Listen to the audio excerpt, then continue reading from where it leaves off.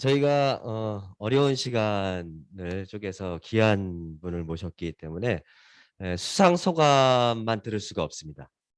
그래서 기후위기 대응과 대전환이라고 하는 주제로 저희가 강연을 부탁을 드렸습니다.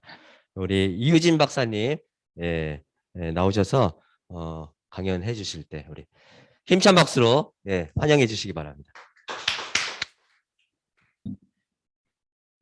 기후와 환경을 주제로 저도 오랫동안 활동을 해왔는데요. 최근에는 내가 이렇게 활동하는 게 바른 방향인가? 워낙 기후 위기라는 문제 자체가 거대한 숙제이기 때문에 많은 고민과 반성을 하면서 활동하고 있습니다. 그런데 이렇게 저와 또 녹색전환연구소를 격려해 주셔서 너무 감사하고, 특히 요즘 같은 시기에는 더 저에게 힘이 되는 격려다라는 말씀을 꼭 드리고 싶습니다. 이 주신 마음을 잘 알기 때문에 저도 우리 소장님께서 포기하지 않고 희망을 갖고 계속 활동하라는 말씀을 주셨는데요. 그 마음 잘 받아서 앞으로도 현장에서 활동하도록 하겠습니다. 오늘 제가 어떤 얘기를 드릴까 저도 고민을 하면서 기후위기와 대전환이라는 것을 주제로 자료를 준비를 했습니다. 요즘은 지구의 45억 년이 넘는 그 역사 속에서 인간이 등장한 지가 지구 역사 속에서는 정말 어떻게 보면 찰나와 같은 시간인데, 그 시간 동안 특히 지난 100년에서 200년도 안 되는 시간 동안 우리가 에너지를 쓰고 또 이 자본주의라는 체계 속에서 상품을 생산하고 소비하면서 만든 결과가 지구에 너무나 파괴적인 기후위기라는 상황을 초래했다라는 생각이 듭니다. 큰 관점에서 우리가 무엇을 해야 하는가에 대한 질문들을 저는 던지고 있는 거 아닌가라는 생각이 들고, 가끔은 이 지구의 사진을 크게 보면서 우리를 돌아보는 시간들이 필요하지 않을까라는 생각을 해봅니다. 이 호주의 산불 속에서 사람만 죽은 게 아니죠. 코알라라든지 그다음 캥거루라든지, 특히 코알라 같은 경우에는 너무 개체수가 줄어서 기능적 멸종 상태에 처해 있다라고도 합니다. 생물 종이 사라지는 거죠. 기후 위기로 인해서. 그리고 이 장면은 유럽의 장면이지만 전 세계 곳곳에서 기후 위기로 매년 2천만 명에 가까운 사람들이 자기가 살던 곳에서 떠나게 된다고 합니다. 특히 기후 위기가 집중되는 지역은 아프리카나 그리고 남태평양 그리고 라틴 아메리카 중앙지대, 이렇게 특정 지역에 집중해 있기도 한데요. 이 위기 상황에서 늘 취약한 사람들은 더 고통을 받게 되는 것 같습니다. 이 장면은 그린란드 빙하가 녹아내려서 개들이 썰매를 끄는데 마치 물 위를 달리는 듯한 장면입니다. 이 장면은 이제 덴마크의 기후학자가 찍은 사진인데요. 아마 썰매를 타고 있는 상황인 것 같습니다. 이 장면을 보면 저는 위태로움, 정말 위태로운 상황이구나라는 것들을 보여주는 것 같고요.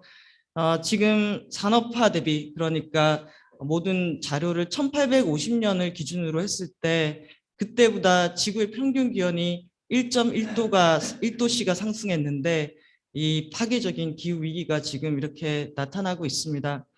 그린란드는 정말 춥잖아요. 근데 지난해 인간이 기상 관측을 한 이후로 처음으로 그린란드에 비가 내렸다라고 합니다. 이 변화 속에서 누구의 책임인가를 묻는 것은 상당히 중요한 것 같은데요. 보면 지난해 세이브 더 칠드런의 보고서에 의하면은 1960년대에 태어난 사람에 비해서 2020년, 지금 이제 갓난 아기죠. 2020년에 태어난 이제 막 앞으로 살아갈 이들은 1960년대 생에 비해서 평생 동안 7배에 가까운 폭염, 그리고 다 2배 이상의 홍수와 가뭄과 흉작과 산불을 경험하게 됩니다. 이 자료가 좀 충격적인 거는, 이게 우리가 기후변화 문제를 해결하기 위해서 파리 협정이라는 협약을 만들었는데요. 그 협약에 따라서 각각의 나라들이 온실가스를 얼마만큼 줄이겠다고 약속을 했습니다. 거기에 따른 약속을 다 지킨다 하더라도 지금 2020년대생은 1960년대생에 비해서 평생보다 7배 가까운 폭염을 경험한다라는 거죠. 정말 이루 말로 다 할 수 없는 위기 속에 있는데요. 지금의 상황을 어떻게 사람들에게 간단하게 소개할 수 있을까라고 해서 제가 그려본 그림입니다. 이 인간이 지구의 환경적인 영향, 그리고 파괴적인 영향, 그리고 기후위기를 초래하고 있다라는 것들을 인식한 것은 한참 이전입니다. 그리고 나름의 이 해법을 찾기 위해서 90년대부터 시작해서 기후변화 협약이라는 것을 만들고 이 원인이 우리가 배출하는 온실가스에 있기 때문에 이 배출량을 줄이기 위해서 약속을 해왔고 나름 실천을 해왔습니다. 그럼에도 불구하고 지금 배출량은 계속해서 증가했습니다. 지난 30년 동안 인식하고 노력했지만 배출량은 증가했고요. 그전에는 이제 선진국이 더 책임을 지고 있기 때문에 선진국만 온실가스를 줄이는 교토의정서 체제에 있다가 선진국만 줄여서 될 일이 아니기 때문에 모든 나라가 온실가스를 줄이는 파리 협정이라는 것을 2015년도에 약속을 했습니다. 그런데 이 파리 협정을 논의하면서 지금까지 지구 평균 기온이 1.1도가 올랐는데 앞으로도 지금 오늘도 지구에 있는 79억 명이 지금 하루하루를 살아가면서 지구의 평균 기온을 올리는 온실가스를 계속 배출하고 있습니다. 그러면 이렇게 배출하게 되면 온도는 계속해서 올라갈 텐데 지구 평균 기온 상승의 마지노선을 정해야 된다. 몇 도 이상 올라가지 않도록 우리가 공동으로 막을 것이냐, 이 이야기를 본격적으로 하기 시작했고, 그때 1.5도에서 막을 거냐, 2도에서 막을 거냐라는 논의가 진행이 됐는데요. 2018년도에 과학자들의 이 보고서에 의해서 2도도 너무 위험하기 때문에 1.5도에서 막아야 된다라는 얘기가 나왔습니다. 그리고 1.5도에서 막으려면은 우리가 어떤 노력을 해야 되느냐라고 했을 때 앞으로 30년 이내에 인간의 활동으로는 대기 중에 이산화탄소를 추가로 배출하지 않는 상태, 탄소 중립을 해야 한다라는 이 권고가 내려졌습니다. 탄소 중립은 거의 배출량을 0으로 만드는 겁니다. 바닥까지 수렴하도록 만들어야 되는데요. 근데 그런 일을 달성하는 데 있어서 우리에게 주어진 시간이 30년도 채 안 된다라는 겁니다. 그러면 어떻게 보면은 배출량의 최고 정점, 성장과 소비의 최고 정점에서 이걸 바닥까지 내리는 일을 30년 이내에 우리가 해야 된다. 이건 너무나 큰 대전환을 의미하는 것 같습니다. 이걸 만들려면은 우리가 지금 갖고 있는 이 경제, 사회, 그리고 모든 시스템, 에너지, 이걸 다 바꿔야지 이게 가능하다. 결국 우리는 정말 엄청난 대전환의 시기에 딱 중간에 저는 서 있지 않나라는 생각이 들었습니다. 자, 90년대부터 시작해서 2019년까지 우리가 대기 중에 배출한 온실가스는 계속해서 늘어왔습니다. 그리고 그 온실가스의 상징이 이산화탄소입니다. 이산화탄소는 여기 보면 주황색으로 표시된 영역인데요. 이산화탄소 배출량이 계속해서 늘어났다는 것은 그동안 우리가 화석 에너지, 이산화탄소는 주로 석유, 석탄, 가스와 같은 화석 에너지를 쓰면 나오기 때문에 화석 에너지 소비량이 계속해서 늘어났다는 것을 의미합니다. 그런데 또 우리가 본격적으로 화석 에너지를 지구에서 사용하면 한 시기가 그리 오래지 않습니다. 보시면 1850년부터 이제 석탄, 그다음 석유, 가스 이렇게 쓰기 시작했는데요. 본격적으로 우리 인간들이 이 화석 에너지를 막 태우기 시작한 시점은 1950년 그리고 1970년대, 지금이 최고 정점에 있습니다. 이 최고 정점, 지난 한 200년간을 우리가 산업 생산을 하거나 이동을 하거나 냉난방을 하거나 모든 영역에서 석유, 석탄, 가스의 힘을 안 빌린 곳이 없습니다. 어떻게 보면 지금 저희가 줌으로 이렇게 만나고 있는 것도 어딘가에서는 지금 석탄 발전소에서 석탄을 태워서 이산화탄소를 뿜어내면서 전기를 공급해 주기 때문입니다. 이 기후 위기를 걱정하면서도 이 온실가스를 배출하는 상황이 현재의 우리 상황인데요. 지금 그 화석 에너지 소비의 정점을 2050년까지 0으로 만든다. 지금 전체 인류가 사용하는 에너지의 80%가 화석 에너지입니다. 이 80%를 30년 안에 버려야지 우리가 그래도 생존을 할 수 있는 상황이다. 그런데 이 1.5도 보고서가 이 탄소 중립이라는 것을 얘기하고 있는데요. 지금이 1.1도가 올랐고 1.5도가 우리의 목표가 됐는데 이걸 살펴보면 1.5도도 괜찮은 상황이 아니다라는 것들을 보여줍니다. 지금도 괜찮은 상황이 절대 아니죠. 1.5도가 오르게 되면은 바다에 있는 산호초가 70에서 90%가 소멸하게 됩니다. 바다에서 산호초가 가지는 의미는 생태계의 아주 핵심적인 요소라고 할 수가 있습니다. 그런데 2도가 올라가게 되면은 바다의 산호초의 99% 이상이 소멸되게 됩니다. 이건 그냥 산호가 사라진다는 것을 의미하죠. 이 북극의 모습, 북극의 해빙의 모습인데요. 79년도와 2020년도 같은 시기를 보면 확연하게 면적이 줄고 있다는 것들을 알 수가 있는데요. 1.5도가 상승하게 되면은 이 북극의 해빙이 완전히 녹아버리는 빈도가 100년에 한 번 높습니다. 그런데 2도가 올라가면은 10년에 한 번씩 이게 다 녹아버립니다. 이 북극해가 사라진다는 것은 이 제트 기류를 포함해서 지구 기상 체계에 엄청난 변화를 얘기를 하고 있습니다. 지금 북극을 연구하는 학자들은 2035년경에 완전 소멸을 얘기하고 있습니다. 이 위기의 속도도 상당히 빠르게 전개되고 있다라는 것들을 의미하는 거고요. 지금 상태대로라면은 최근 전망에 의하면은 2040년 이전에 1.5도 마지노선에 도달하고 만다라고 얘기를 하고 있습니다. 2040년이면은 얼마 남지 않았죠. 그리고 그 1.5도에서 막기 위해서는 저 오른쪽에 보이는 탄소 중립 그래프입니다. 배출량이 계속해서 올라가다가 2020년을 정점으로 2050년 이전에 0으로 수렴을 해야 합니다. 0으로 되려면은 지구에 살고 있는 79억 명이 배출을 대기 중에 더 이상 하지 않는 상태가 돼야 되는 거고, 저게 가능하려면은 배출량을 거의 바닥까지 줄인 상태에서 그래도 조금이라도 배출하게 되면 그건 바다가 또는 나무가 흡수를 해서 상쇄시켜서 플러스 마이너스 제로로 만들어야 합니다. 또는 탄소 포집 저장 기술이라는 게 있습니다.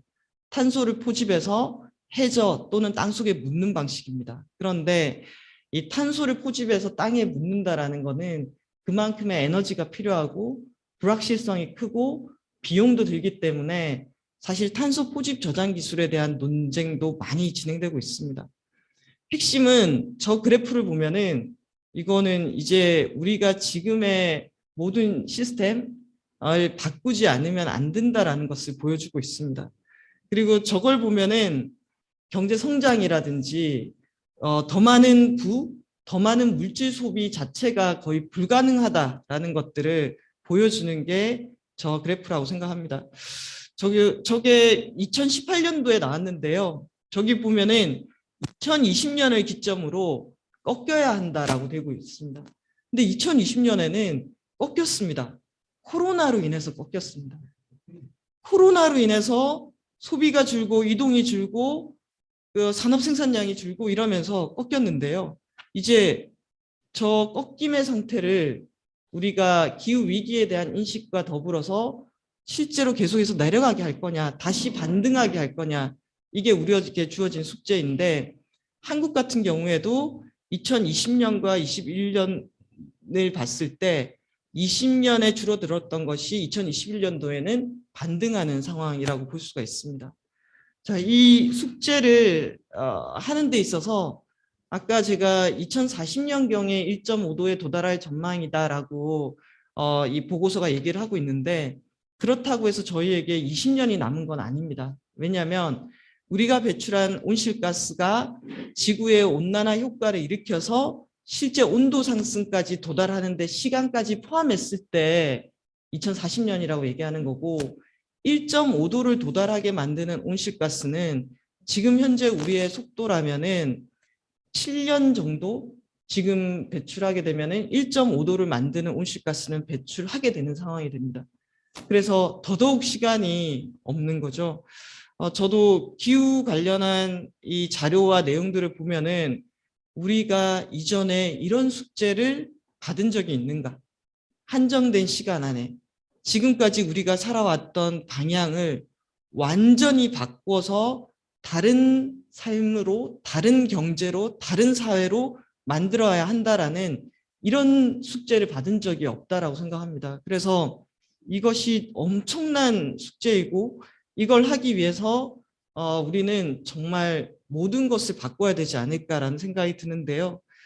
지금 이게 그나마 2021년도에 전 세계가 1.5도 이하로 안정화시키기 위해서 탄소 중립을 하겠다라고 137개 국가가 지금 선언을 한 상태입니다.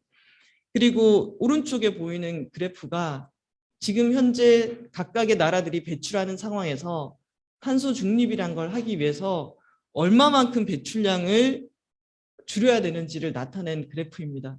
이 모든 그래프가 상승하다가 바닥을 향해 내려가고 있는 걸 보실 수 있을 겁니다. 이것이 어떻게 보면은 총 배출량이라는 대기 중에 온실가스 배출량으로 계산이 되는 거지만, 결국은 우리의 욕심과 욕망과 성장에 대한 메시지를 저는 또 주고 있는 것이라고도 생각을 합니다. 그리고 또 늘 숙제를 뒤로 미뤄왔지 않습니까? 지금 2050년, 60년, 이 70년까지도 얘기하는 나라들이 있는 가운데서도 중요한 것은 아까 탄소 예산, 실제 배출이 1.5도에 도달하는 데 걸리는 시간은 지금 8년, 9년 남았기 때문에 결국 우리가 움직여야 되는 시간은 앞으로 10년이 너무 중요합니다. 그래서 그 10년 동안 각각의 나라들이 온실가스를 얼마만큼 더 줄일 것인가에 대해서 지금 지난해까지는 이렇게 발표를 한 상황이고요. 그거에 따라서 논쟁이 또 있습니다. 왜냐하면 선진국들은 2050년이 아니라 더 빨리 해야 되는 거 아니냐? 왜냐하면 그들이 지금까지 배출해 왔던 이 속도와 누적 배출량이 있기 때문입니다. 그래서 독일 같은 경우에는 2045년도에 탄소 중립이라는 것을 얘기를 하고 있는 상황이고요. 그리고 이건 한국의 현재입니다. 우리도 90년도부터 시작해서 IMF 때 살짝 줄어들었다가 배출량이 지속해서 늘어났습니다. 그리고 여기 보시면 초록색 보이시죠? 이게 우리나라의 숲이 CO2를 흡수하는 겁니다. 그래서 순 배출량이 제로가 된다는 것은 배출량과 흡수량이 같아져서 추가가 되지 않아야 되는 상황이고, 우리가 흡수를 산림 분야만 한다고 했을 때 2050년도에는 산림이 흡수할 수 있는 양만큼만 대기 중에 배출을 해야 합니다. 얼마만큼을 30년 사이에 줄여야 되는지, 그리고 이걸 줄이는 데 있어서 우리나라 전력, 산업, 수송, 건물 각각의 영역이 모두가 바뀌어야 된다라는 것을 의미합니다. 그런데 또 더 많이 배출하는 영역에서 더 많은 책임을 져야 되는 게 맞습니다. 우리나라는 제조업이 매우 기반으로 하는 경제 구조를 가지고 있습니다. 현재 한국의 전체 배출량에서 전력 소비까지 포함하게 되면은 절반 이상이 산업 분야에서 배출이 됩니다.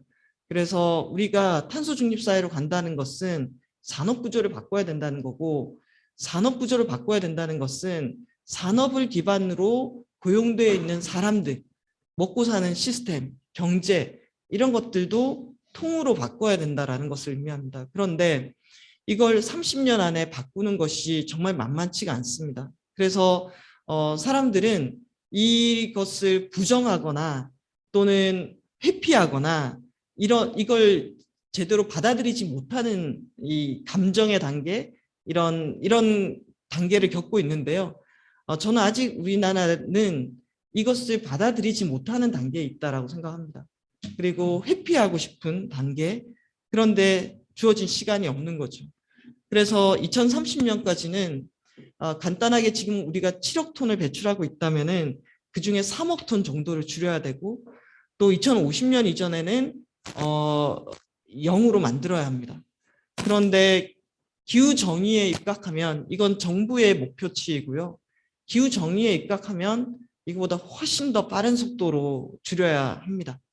그러면 아직 회피 단계에 있고 이걸 그대로 받아들이지 못하고 있는 정부와 또 기업이 있고, 또 우리는 정말 이 속도를 감당할 수 있을 마음의 준비가 다들 되어 있는가라는 질문들이 끊임없이 모든 영역에서 일어납니다.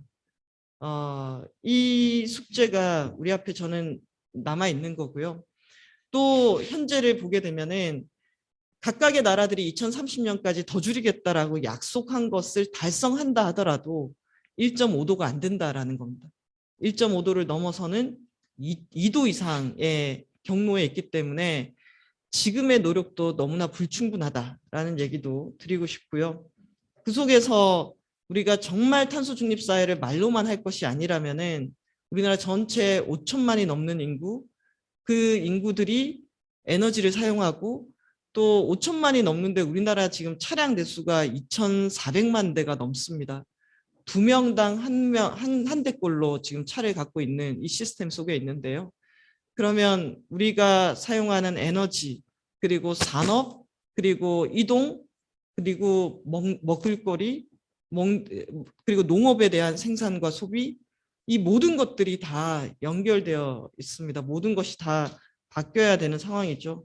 그리고 이런 급격한 변화의 상황에서는 한국 사회 이 기후 위기도 기후 위기이지만 불평등의 문제가 너무나 심각합니다.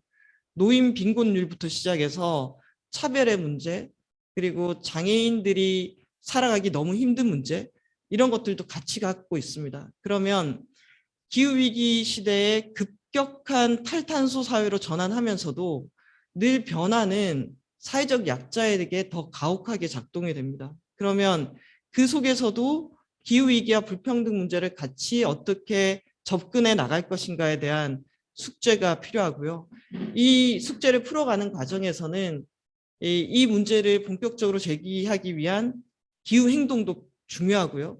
또 어떻게 그 경로를 만들어 갈 것인가에 대한 정책적인 대안도 저는 중요하다고 생각합니다. 그리고 이것들이 대안과 그리고 운동 두 가지가 동시에 필요하고, 그런 의미에서 선거라는 공간에서, 정치적인 공간에서 이 문제를 어떻게 다루는가도 정말 중요하기 때문에 미국에서도 청년들이 기후 문제를 강조하면서 시위와 선거 둘 다 필요하다라고 얘기했던 것들을 저는 같이 볼 필요가 있겠다라는 생각이 듭니다. 시민들이 긴급성을 요구하고 나서고 있습니다. 보면은 우리나라에서도 청소년 기후 행동, 청소년들이 왜 지금 행동하지 않느냐, 그리고 우리를 정말 청소년들이 장하다 이렇게 하지 말고 정말 우리가 무슨 얘기를 하는지 내용을 들어달라라고 호소하고 또 열심히 외치고 있습니다. 사실 한국 사회에서 기후위기 대응하자라고 얘기했던 건 2009년도에 녹색 성장도 있었습니다. 근데 지금 저희가 그때 했던 그 엉터리 이 대안이라고 할 수 없는 그 이야기를 지금 반복해서는 안 되고, 그때 실수를 또 반복할 시간도 없습니다. 그래서 청년들이 그린워싱, 녹색인 척만 하지 말라라고 강력하게 얘기하고 있는 것도 있습니다. 녹색인 척 하는 것에 대해서 우리가 구분해야 하는 것이 있고, 또 실제적인 변화가 필요합니다. 그렇게 하기 위해서는 배출량을 줄이기 위한 노력들이 있어야 되고, 배출량을 줄이면서도 다 같이 살 수 있어야 됩니다. 온실가스 배출은 줄였는데 정말 엉망인 사회, 이 빈부 차이가 더 심해지고, 약자들은 기후위기도 고통스럽지만 그 차별적인 구도 속에서 더 쓰러져가는 사회를 만들려고 하는 게 아니잖아요. 그래서 생태적인 한계를 인식하면서도 같이 살 수 있는 사회를 만들기 위한 대전환이 저는 필요하다라고 생각하고, 그런 의미에서 녹색 전환 사회에 있어서 무엇을 할 것인가, 기후위기 대응도 하면서 새롭게 전환 사회를 구성하는 데 있어서는 불평등을 해소하고, 내가 오늘 노동한 결과가 온실가스를 많이 배출하고 누군가에게 파괴적인 물건을 생산하는 것이 아니라 온실가스 줄이면서도 삶의 요건을 충족시킬 수 있는 그런 일자리를 만들어줘야 합니다. 그리고 동시에 자살률을 줄인다라든지, 왜 우리 사회가 이렇게 살기 힘든 사회, 물질적으로는 풍요한데 다들 외롭고 힘들다고 느끼는지, 그에 대한 안전망을 만들어주는 것이 저는 전환 사회다라는 생각이 들고요. 동시에 인간의 활동이 생물종을 멸종시키고 있다는 것에 대해서는 정말 돌아볼 필요가 있습니다. 그래서 지구에 우리만 살고 있는 것이 아니기 때문에 기후위기 대응과 전환사회, 생물 다양성을 같이 이야기하는 그런 사회로의 전환을 만들어야 한다고 봅니다. 최근에 저희 녹색전환연구소가 지금 2월 달부터 6월 8일부터 시작을 했습니다. 6월 8일부터 시작해서 4월 15일 광주에서 시작해서 4월 15일 대구까지 시민들과 함께 우리가 살고 싶은 녹색 사회에 대한 공론의 장을 열고 있습니다. 그 메시지는 기후위기 시대에 녹색 전환이 필요한데, 그 녹색 전환은 온실가스 감축과 동시에 모든 분야에, 그리고 모두를 위한 녹색 전환이어야 한다라는 내용으로 사람들과 함께 이야기를 시작하고 있고요. 매번 선거나 이런 정치의 계절이 오면 이 개발 사업이 많이 나옵니다. 이 개발의 아이디어를 가지고 그동안 우리는 늘 막는 일을 해왔습니다.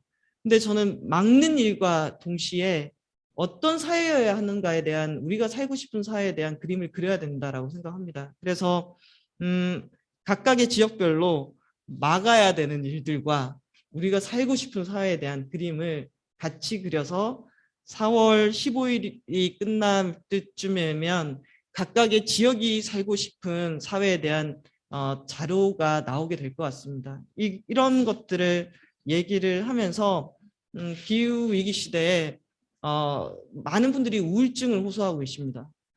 너무 힘들다, 심적으로. 그래서 우울감이 많이 온다.